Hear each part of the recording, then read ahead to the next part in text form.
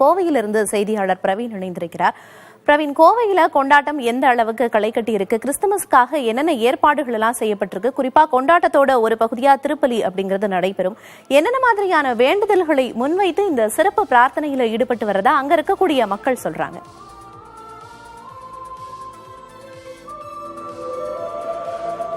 அன்பு மனம் மலர்ந்திட, அகிலத்தில் பாவம் மறந்திட, உதித்த இளம் விடியலே, மார்கழி பணியில் மாட்டுத் தொழுவத்தில் பிறந்த ஒளியே என இயேசு பிறப்பை இன்னும் சில நிமிடங்களில் கொண்டாடுவதற்காக கோவையில் 100 ஆண்டு பழமை வாய்ந்த புனித மைக்கேல் தேவாலயத்தில் அனைவரும் தயாராகி வருகின்றனர்.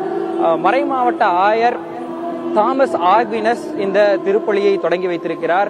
12 மணிக்கு சரியாக 12 மணிக்கு அவர் இயேசு பிறப்பை அறிவிப்பார். இங்கு இருக்கக்கூடிய அந்த இயேசு பொம்மையை எடுத்து சென்று தேவாலயத்திலேயே இருக்கக்கூடிய அந்த ஒரு குடிலில் வைத்து அனைவருக்கும் இயேசு பிறப்பை அறிவிப்பார். தற்போது இயேசு பிறப்பு தொடர்பான அவரை பெருமைப்படுத்தும் விதமான பாடல்கள் தொடர்ச்சியாக பாடப்பட்டு வருகின்றன. 100 ஆண்டு பழமை வாய்ந்த இந்த மைக்கேல் தேவாலயத்தில் ரோமன் கேத்தலிக் சம்பந்தமான அந்த ஒரு பிரிவினர் இப்போ நள்ளிரவு 12 மணிக்கு தங்களது பிரார்த்தனைகளை மேற்கொள்ள உள்ளனர். அது மட்டும் இல்லாமல் இங்கு ஜாதிபத மேதமின்றி உள்ளூர் மட்டும் இல்லாமல் வெளியூர்களில் இருந்தும் ஏராளமான மக்கள் குவிந்து தங்களது அந்த சிறப்பு பிரார்த்தனைகளை மேற்கொண்டு வருகின்றனர். இங்கே ஒவ்வொரு ஆண்டுமே பார்த்தோம் என்றால் கொட்டும் பணியிலும் தேவாலயத்திற்குள் நாம் பார்க்கும் இந்த 1000 பேர் மட்டுமல்லாமல் தேவாலயத்திற்கு வெளியேயும் கூட்டம் கூட்டமாக சாரை சாரையாக மக்கள் வந்த வண்ணமே இருப்பார்கள். இவர்கள் அனைவருக்கும் மறை மாவட்ட ஆயர் தற்போது அவரது போதனைகளை வழங்கி இந்த கிறிஸ்துமஸ் பண்டிகைக்கான பிரார்த்தனைகளை தொடங்கி வைக்க உள்ளார். தற்போது புனித மைக்கேல் தேவாலயத்திற்கு குடும்பத்துடன் வந்திருக்கக்கூடிய திருப்பலிக்கு வந்திருக்கக்கூடியவர்களிடம் நாம் பேசலாம். சார் வணக்கம், நீங்க எங்கிருந்து வரீங்க? ஒவ்வொரு வருஷமும் என்ன மாதிரியான பிரார்த்தனைகள் நீங்க வைப்பீங்க? இந்த வருஷம் என்ன மாதிரியான பிரார்த்தனைகளுக்காக வந்திருக்கீங்க? நம்ம மனசு நிம்மதியா இருக்கணும், நம்ம எல்லா மக்களும் நல்லா இருக்கும்னு சொல்லி பிரார்த்தனை பண்ணிட்டு போவோம். நம்ம சொந்த ஊர் சிவகங்கை, ஆனா இப்போ இங்க வந்து கவுண்டம்பாளையத்திலேருந்து இங்க வந்தோம். நான் வருஷம் இங்க வந்துருவோம்.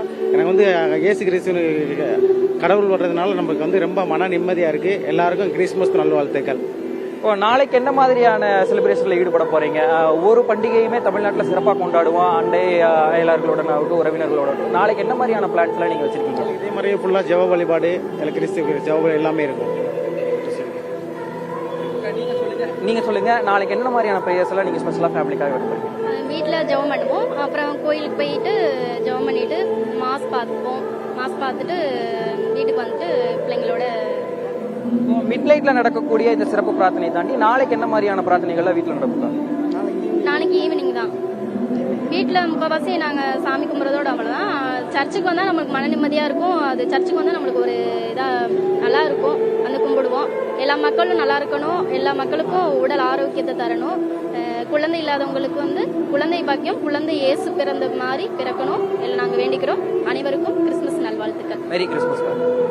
பிரியதர்ஷினி, நீங்களே கேட்டிருப்பீங்க, இந்த வருஷம் எந்த ஒரு பிரச்சனைகளும் இல்லாமல் அனைவருக்கும் அமைதி கிடைக்கணும் அப்படிங்கிறத முன்னிட்டு சிறப்பு பிரார்த்தனைகளை செய்வதாக கூறியிருக்கின்றனர். மறைமாவட்ட ஆயர் பேசும்போது சொல்லியிருந்தாரு, உலகம் முழுவதும் பல்வேறு விதமான சண்டை சச்சரவுகள் போயிட்டு இருக்கின்றன, அமைதி நிலவ வேண்டி இந்த வருஷம் சிறப்பு பிரார்த்தனைகளும் வழிபாடுகளும் செய்ய உள்ளதாக கூறியிருந்தாங்க. இன்னும் சற்று நேரத்தில் இயேசு பிறப்பை அறிவித்து கிறிஸ்துமஸ் பண்டிகை கோலாகலமாக கொண்டாடப்பட உள்ளது. ஒவ்வொருவரும் புத்தாடை அணிந்து தங்களது அன்பை பரிமாறி வருகின்றனர். இந்த மாதிரி சர்ச்சில் தான் வந்துட்டு சில நேரங்களில் டுகெதர்னஸ் அப்படிங்கிறத அவங்களுக்கு இருக்கும். எல்லாரும் குடும்பமா வந்து சேர்ந்து ஒன்னா செல்ஃபி எடுத்து அவங்களுடைய சமூக வலைதளங்கள்ல பகிர்ந்தும் தங்களோட கிறிஸ்துமஸ் பண்டிகையை கோலாகலமா கொண்டாடி வந்துட்டு இருக்கிறாங்க. பிரியதர்ஷினி, உலக நன்மை வேண்டி அப்படிங்கறத முன்னிறுத்தி தான் இந்த சிறப்பு பிரார்த்தனையில ஈடுபட்டிருக்கிறதா பேசின எல்லாருமே குறிப்பிட்டாங்க. இந்த சிறப்பு பிரார்த்தனையை தொடர்ந்து அடுத்தடுத்து கிறிஸ்துமஸ் கொண்டாட்டம் என்ன மாதிரியான ஈடுபாடுகள் எல்லாம் இருக்க போகுது அப்படிங்கறதையும் குறிப்பிட்டாங்க. விவரங்களை வழங்கியதற்கு நன்றி பிரவி.